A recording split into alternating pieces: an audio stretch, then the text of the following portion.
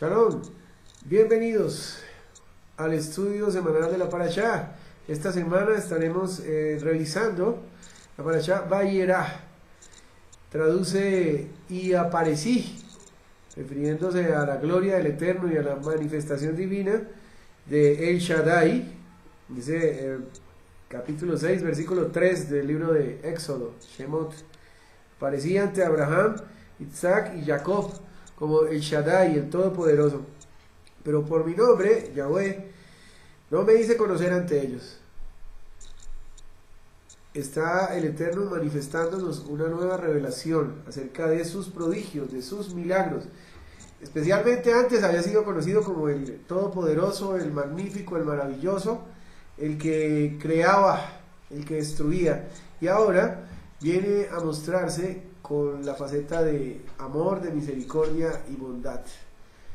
Bueno, es decir que veremos esas dos facetas del Eterno de aquí en adelante y debemos entender que Él se puede manifestar con un inmenso amor o con una inmensa justicia. Hay personas que dicen, si Dios no existiera, entonces...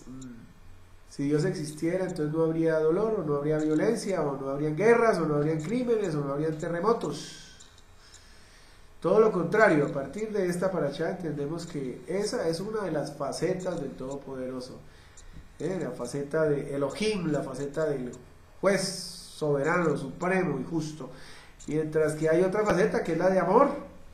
La de amor es que, hombre, en medio del terremoto se salvaron muchas personas y pudieron darle gracias a Él y pudieron cambiar sus vidas a partir de haber entendido que era designio divino que llegara esa destrucción, y decidieron cambiar sus vidas, y esa destrucción obró para bendición en sus vidas, porque de esa manera pudieron cambiar, pudieron acercarse al Elohim viviente y existente, arrepentirse de sus pecados y cambiar toda su vida y la de sus familias y ser de testimonio para muchos. Amén. Bueno, así como vemos que el Eterno aparece con esa faceta, pues vamos a ver algo que resulta curioso.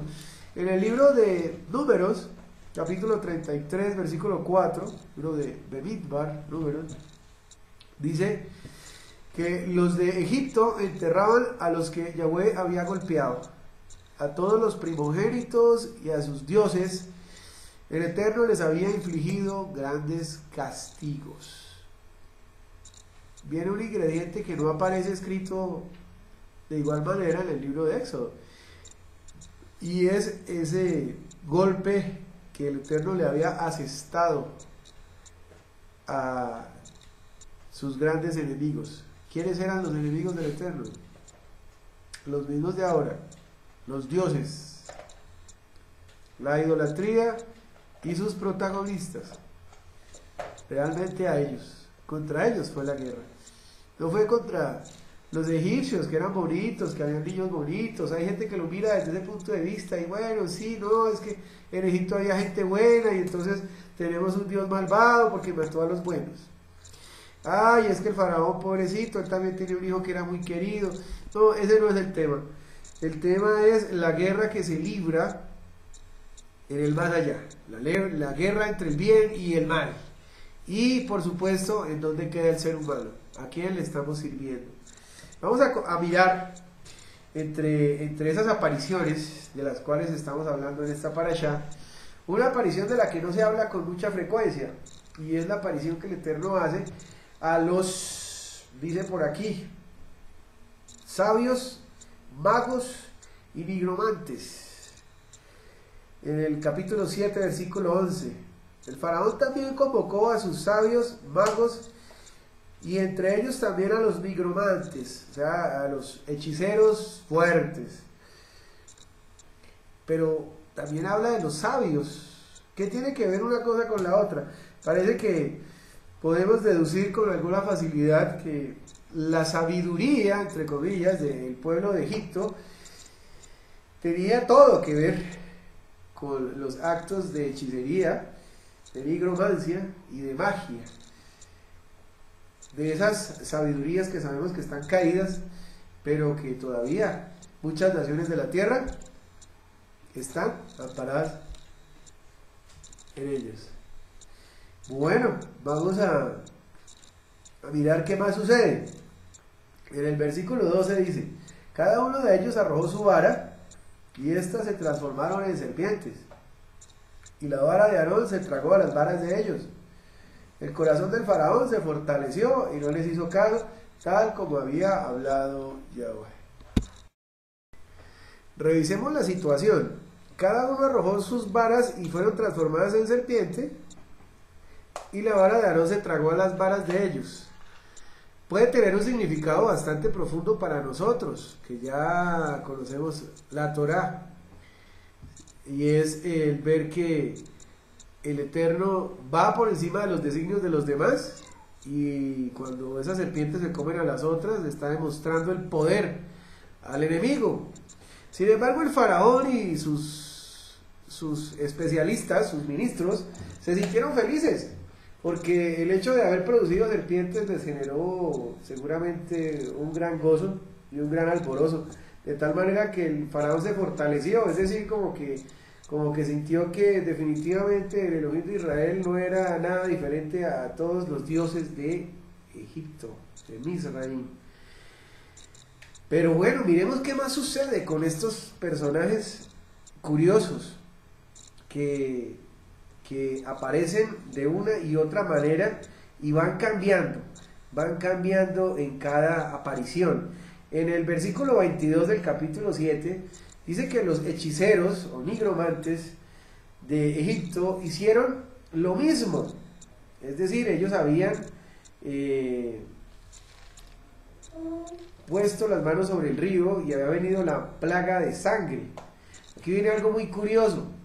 Los hechiceros de Egipto hicieron lo mismo por medio de sus encantamientos, o sea, intentaron poner más sangre en el río y en las aguas. Eso tiene sentido. Y el corazón del faraón se seguía fortaleciendo y no les hizo caso, tal como Yahweh había hablado. No es fácil de entender esto, pero miremos un poquito más adelante qué más sucede con estos personajes. En el capítulo 8, versículo 3, dice: los nigromantes hicieron lo mismo por medio de sus encantamientos e hicieron subir a las ranas por sobre la tierra de Egipto. Esto aparentemente es fácil de entender, pero la pregunta sería, en el 8.1 dice: Yahweh le dijo a Moshe, dile a Aarón que extienda la mano con tu vara sobre los ríos, sobre los canales y sobre los embalses, y eleva las ranas por toda la tierra de Egipto. Y así sucedió. Entonces en el versículo 3 decimos: los hechiceros hicieron lo mismo, hicieron subir a las ranas por sobre la tierra de Israel. ¿Eso tiene sentido? Si hay 1 millón de ranas que están invadiendo su barrio, usted va a ir a acudir a los hechiceros y los hechiceros van a poner otros 2 millones de ranas más en el barrio, y eso es una bendición y eso nos va a fortalecer y nos va a dar alegría. ¿Eso tiene sentido? Totalmente absurdo, ¿cierto? Ridículo, absurdo. Tanto así que el faraón en el versículo 4 convoca a Moshe y a Aarón y le dice: rueguen a Yahweh que quite las ranas de mí y mi pueblo, y yo enviaré al pueblo para que presente ofrendas ante Yahweh. Quedamos como asombrados, ¿no? Primero los nigromantes se burlan del poder de Moshe y de Aarón y del Eterno, se ríen y como que no ha pasado nada. Luego los nigromantes ven que hay mucha sangre en todos los ríos y las aguas de Egipto, y al intentar, ya démonos cuenta cuál era la intención de ellos, al intentar cambiar este decreto dictado por Moshe o por el Eterno, la situación se reversa y resultan como que echándole más sangre. Por eso dice ahí como que hicieron lo mismo por medio de sus encantamientos. Entonces había sangre en todas partes, menos en el vino y menos en la olla de la sopa. Entonces ahora en todas las sopas y en todos los vinos de Egipto hay sangre porque los nigromantes intentaron hacer lo mismo. Esa sería la revelación. Y ahora en el 8.3 dice otra vez: los nigromantes hicieron lo mismo por medio de sus encantamientos, se hicieron subir más ranas. Había 1 millón de ranas, ahora hay 3. ¿Qué nos está diciendo aquí el Todopoderoso? El Shaddai. Démonos cuenta, él dice que se reveló como el Shaddai. ¿Qué es eso? Él se reveló como el único hacedor de milagros. Que habrá otras personas que quieren hacer muchas cosas, claro, todos queremos hacer milagros, todos queremos hacer cosas. Pero ¿cuál es el problema? Que hay unos que quieren burlarse y pararse encima de los milagros que ha hecho el Shaddai, el Todopoderoso. Eso fue lo que sucedió con los nigromantes. Y cuando ellos decidieron burlarse de los milagros que había hecho Yahweh, el Shaddai, ¿qué pasó? Fueron avergonzados, al punto que, intentando revertir el decreto, salió más sangre. Intentando acabar con las ranas, las multiplicaron. ¿Y qué pasa después? Con la plaga de piojos, en el 8:14. Aarón extendió la mano con su vara, golpeó el polvo y los piojos estuvieron sobre el hombre y todos los animales. Y ahora dicen los nigromantes que hicieron lo mismo para sacar a los piojos por medio de sus encantos, mas no pudieron, dice aquí. Y los piojos estuvieron sobre el hombre y los animales. Y los nigromantes, ¿qué dicen en el versículo 15? Le dicen al faraón, es un dedo de Elohim. Cuando dicen eso se están refiriendo a que ha llegado justicia divina sobre el pueblo de Egipto. Reconocen que hay un todopoderoso por encima de sus dioses. Y de ahí para adelante como que se van a dormir a su casita porque no volvemos a ver a los nigromantes por ningún lado. ¿Qué nos está diciendo el Shaddai en este momento? Que si ponemos nuestra confianza en los brujos, en los adivinos, en los consejeros del mundo, muy posiblemente vamos a ser avergonzados. La señora que quiere que haya dinero en su casa, que pueda prosperar y se va donde el brujo de la esquina. El brujo quiere darle prosperidad y posiblemente se la dé 1 o 2 días, pero después de eso va a venir juicio divino sobre ella, sobre su casa, sobre su familia. Esta es una invitación, así como todo el libro de Shemot, de Éxodo, a salir de la idolatría. En este libro veremos muchos casos de idolatría muy fuertes que habían contaminado al pueblo de Israel. El pueblo de Israel se había contaminado por esta idolatría. Por esa razón, el Eterno en su celo y en su dolor viene y hace justicia. Y muchos son los israelitas que se quedan en Egipto, así como muchos son los egipcios que reconocen, así como lo hacen los mismos nigromantes, que lo que ha sucedido es un dedo de justicia del Todopoderoso de la tierra y que conviene más seguir sus designios que oponernos a él para poder recibir esa bendición anhelada. De tal modo que el Eterno quiere que le sirvamos, que salgamos de Egipto y de toda la contaminación del mundo que tenemos a nuestro alrededor y podamos servirle con todo el corazón y con todas nuestras fuerzas. De esta manera terminamos esta pequeña reflexión de esta parashá.